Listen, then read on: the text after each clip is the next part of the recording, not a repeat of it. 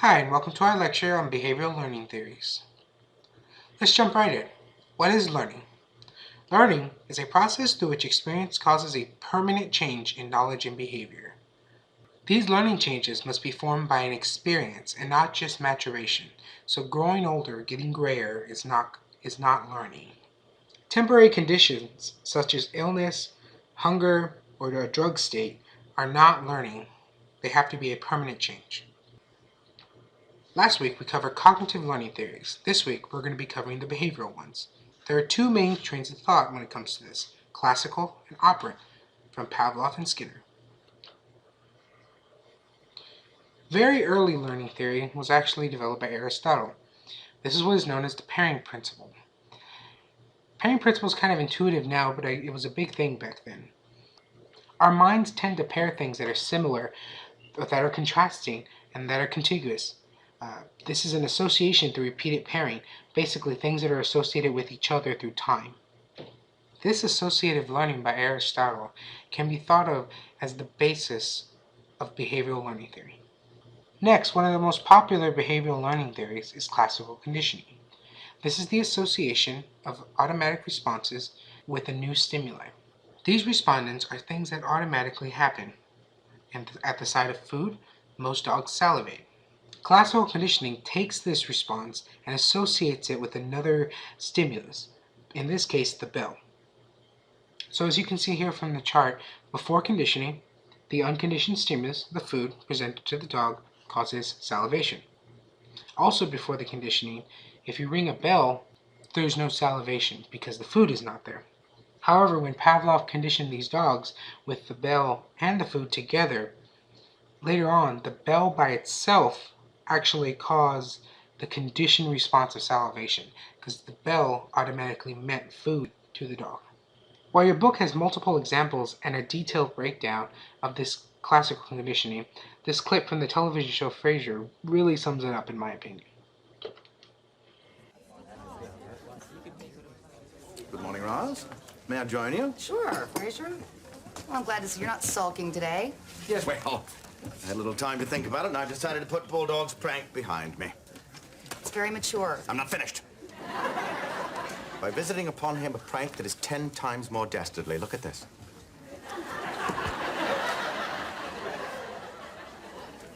Looks like a car with a balloon tied to it. Precisely.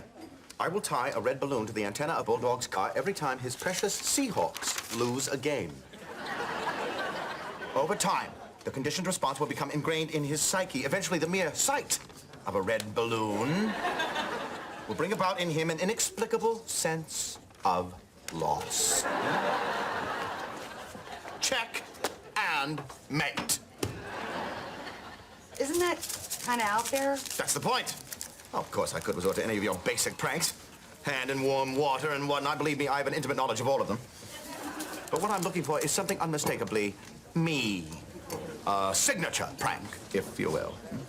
Why don't you just... Now that is definitely a good prank. Be careful though. Moving past classical conditioning, we come to Skinner's operant conditioning, which is the major school of thought right now. Operant conditioning would have you believe that individuals learn behavior through consequential and antecedent influences. Consequential is after, is post behavior, antecedent is pre-behavior. After behavior, you have to have an effect. Now, there are two really main types of effects. You can have reinforcement, which are consequences that overall strengthen a behavior, so it's repeated more often, or there's punishment. This is essentially the same thing, but in order to weaken, suppress, and decrease a behavior. However, the nature of consequences can be done in a positive or negative way. In a positive way, a stimulus is added, hence the positive, and a negative would be when the stimulus is removed. Now this gets very tricky, but it's much easier to understand when you look at this chart. In cases where you want a behavior to be encouraged, to be repeated, you can either have a stimulus presented in the form of positive reinforcement, a reward, have you, or you can have a stimulus removed, which is negative reinforcement. So an escape is a really good word. You take away something that is undesirable. If you want a behavior suppressed, however, presentation punishment is you could say it's adding responsibilities. It's adding something undesirable. Also, if you want the behavior suppressed, you can actually remove items and permissions, such as no TV for a week. These are punishments. While they're both punishments, positive punishment could be, oh, you have to do detention. Oh, you have to take out the trash. Um, a negative punishment is the removal of a positive stimulus. So something desirable is taken away. While it's actually under the removal punishment window, this next clip I'm going to show you is a very good example of positive reinforcement because a behavior is being encouraged by a stimulus that is presented. So a good stimulus that is given in order to increase a behavior. Are you finished? Well, thank you. How thoughtful. Would you like a chocolate? Yeah, sure. Thanks. Oh, sorry, Sheldon. I almost sat in your spot. Did you? I didn't notice. Have a chocolate. Thank you.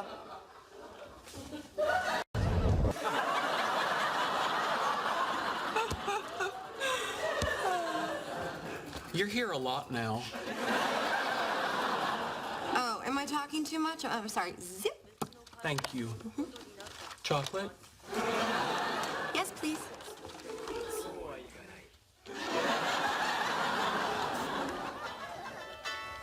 Oh, hey, Kim.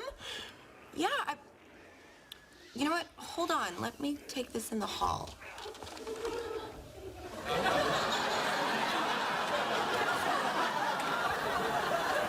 You'll never guess who they got to replace him with.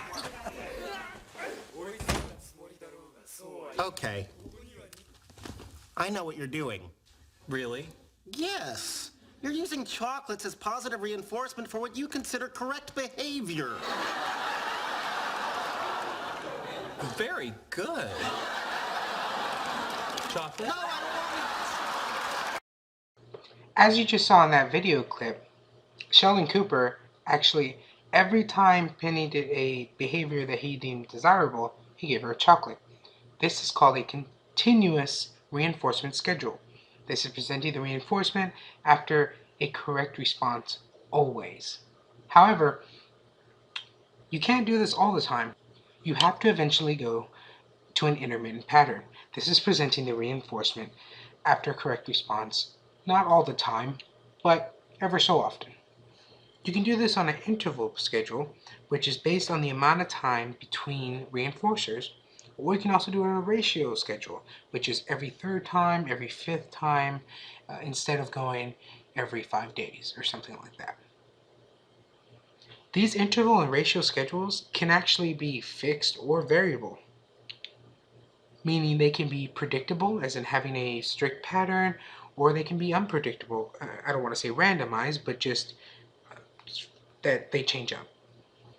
It is important to note that extinction of a conditioned response is possible if you don't actually schedule the reinforcement soon enough, or if it's gone for too long, the person forgets that that's the behavior that was desired, or they forget that association with the reinforcement.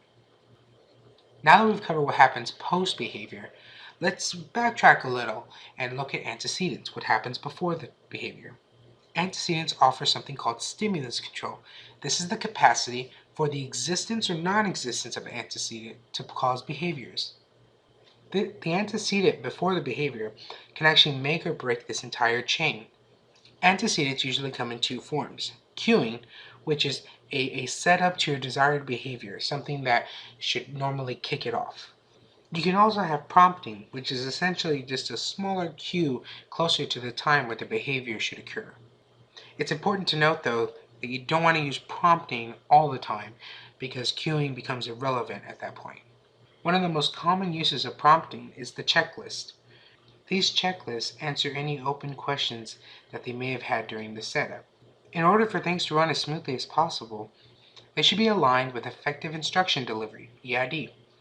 This usually involves instructions that are concise, clear, and specific, and also a communication of what is expected. Using these in a queue often alleviates the use of prompting. Now that we've kind of learned the theory, let's dive a little bit into application. When you use the learning principles that we've gone over in order to understand and change behavior in students, it's called applied behavior analysis. In order to change behavior in a more positive way, we can look at the PREMAC principle, which usually pairs a preferred activity with a less desirable activity. This is normally called the grandma's rule. I like to think of the PREMAC principle as putting vegetables on pizza. Now, instead of food, these are activities. You can also change behavior by shaping. This is reinforcement used in small steps when a student progresses toward a more complex behavior. I like to associate shaping with learning Shakespeare. You're probably not going to be able to memorize Hamlet's to be or not to be without memorizing each line individually in small chunks. Lastly, we have positive practice. This is practicing correct responses immediately after an error, essentially developing a muscle memory or to make things automatic. In the book, they use the example of putting up the backpack in the front of the room. If a student does not do this as they come in, they have to do it immediately. So therefore, after days and days, it just becomes habit. While we would like the world to be all sunshine and rainbows, negative and undesirable behavior does exist. In order to use the applied behavior theory in this way, we have the following. You can use reprimands. These are essentially criticisms for misbehavior. If you take someone aside in private and reprimand them, it is usually better than a public spectacle. Response cost is also an effective possibility. This is punishment by the loss of reinforcers, fines if you will, the loss of a field trip opportunity, or the ability to go to prom. Most extreme out of what's covered in your book is the timeout. This is the removal from the environment, essentially social isolation. Now, this social isolation can actually be effective only if used in short stints. If you have to keep on using longer and longer timeouts, this is an indication that its meaning has failed. A teacher should want to decrease punishment. This can really only be done by using a two-pronged strategy approach. Just because inherently punishment does not lead to a positive behavior, what you want to be able to do is to carry out the punishment and stop the undesirable behavior, but then tell the student what they should be doing and help them improve so that later on they don't have to have these negative consequences. Alright, this has been a quick overview of behavioral learning theories and their application. As always, go over these readings, but I also want you to think about in life how you are conditioned, how you associate things with one another, or if you've ever applied behavioral theory in the field, or if it's ever been applied on you. Well, see you next time. Thanks and kick 'em.